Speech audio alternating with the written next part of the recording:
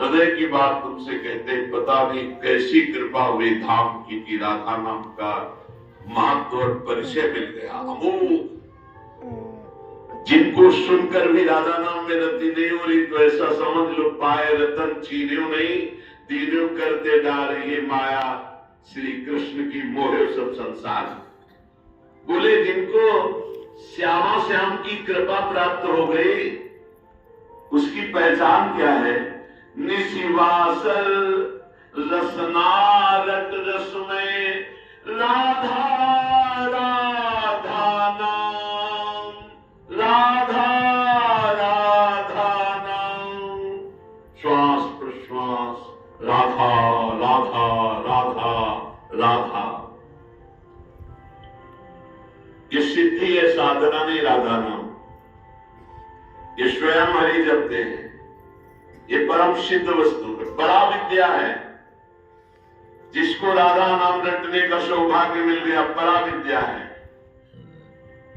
बड़े बड़े महापुरुष जन जिनकी चरण रज की आकांक्षा करते हैं उनका नाम राधा है।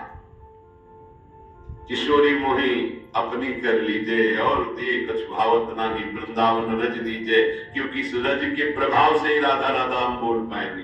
कोई भी विश्व ब्रह्मांड में जहां राधा बोल रहा हो किसी वृंदावन के रसिक की कृपा से ही, अन्यथा राधा बोलने की सामर्थ्य नहीं है। तो स्वर नाम अपने आराध्य देव के नाम का निरंतर जप करता है, कुछ ज्ञान उसको नहीं है। कह रहे सर्वशास्त्र विवर्जिता, किसी भी शास्त्र की कोई बात नहीं जानता है। और मूढ़ा, मूढ़ पुरुष है और सर्व पाप करने वाला है। सब पाप किए हैं, बहुत ध्यान से सुनिए। मूढ़ पुरुष है, बिल्कुल शास्त्रों का ज्ञान नहीं और सब पाप किए हुए हैं, लेकिन सत्संग से उसने नाम महिमा सुनी और शुरू हो गया नाम जप करना। जैसे किसी को शब्द कहे जाते हैं कि बिना गुरु के नाम जपने से वो परम पद में नहीं जाता है, तो आप खुली बात समझ लो, कोई भी नाम ऐसा नहीं जो गुरु ने ना उच्चारण किया हो। अगर राम नाम है तो लाखों संतों ने राम राम उच्चारण किया है।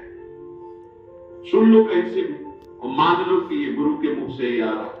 राधा नाम लाखों बार उच्चारण किया है, पकड़ लो ना। कान में तुम्हारे नाम गया तो गुरु के द्वारा ही तो निकला, उसे पकड़ लो।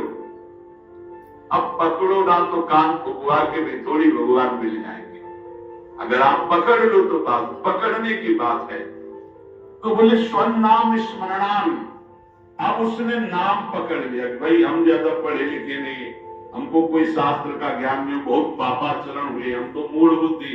अब रात दिन हमको तो एक ही बात समझ में आई, केवल नाम जपना, राधा राधा राधा। तो बोले सर्व पापाब्ज मुक्तिद्य सगच्छेद परमं पदम।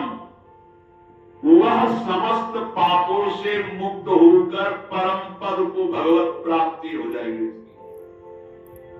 बहुत कृपा से, बहुत कृपा अगर नाम जपने में आपकी रति हो जाए। सर्ववेद इतिहासानाम सारार्थोऽथमिति स्फुटम् यद्रं नाम स्मरणं क्रियते पाप तारकम्। मैं तुम्हें समस्त वेदों और इतिहासों का सार सिद्धांत वर्णन करता हूं। यदि तुमने नाम जपना शुरू किया, नाम स्मरण शुरू किया, तो तुम्हारे सारे पाप नष्ट हो जाएंगे और तुम्हें भगवत प्राप्ति निश्चित हो जाएगी। ये सब शास्त्रों का सार बता रहे। तो बोले छोटे मोटे पाप तो नष्ट हो जाते होंगे, लेकिन जैसे गर्भ हत्या है, भ्रूण हत्या, ये महापापों में है। इनको साधारण मत समझना, जल्दी प्रायश्चित कर लो, नहीं दुर्गति करा देंगे तुम्हारी। ये जो घर गृहस्थी परिवार वाले हैं, ये जो भ्रूण हत्या गर्भ हत्या को खिलवाड़ समझते हैं, ये शास्त्र में महापाप वर्णन किया गया है। फिर तुम्हारे यहाँ जब कर्म का फल तांडव करेगा तब तो कहोगे कि भगवान रक्षा नहीं करते और हमने कौन सा पाप किया है, ये ऐसे बोलते। देखो अपना रजिस्टर पीछे, इसी जन्म का रजिस्टर देखो, कैसे कैसे पाप किए हैं तुमने। तो बोले यदि कहीं ऐसे पाप हो गए, ब्रह्म हत्या पाप हो गया, इनका क्या, इनको कैसे मिटा? ये तो बड़े पापों में है। तो बोले तावत गर्जन्ति पापानि ब्रह्म हत्या समानि च न यावत् प्रोच्यते नाम रामचंद्र तव स्फुटम।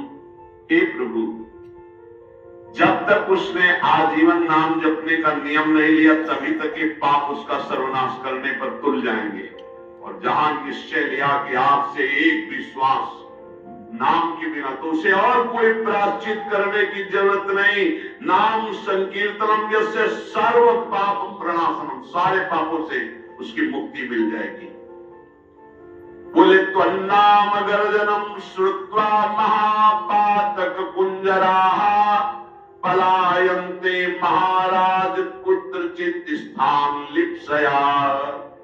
हे प्रभु, आपका नाम जब उपासक जपने लगता है तो मानो सिंह की गर्जना है। नाम जपना सिंह की गर्जना है।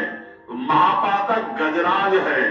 भारी सिंह की गर्जना सुनकर जैसे गजराज छिपने के लिए भाग पड़ता है, ऐसे पाप नष्ट हो जाते हैं, पाप भाग जाते हैं, उसके हृदय में अपना स्थान नहीं बनाते जहां नाम चलता है।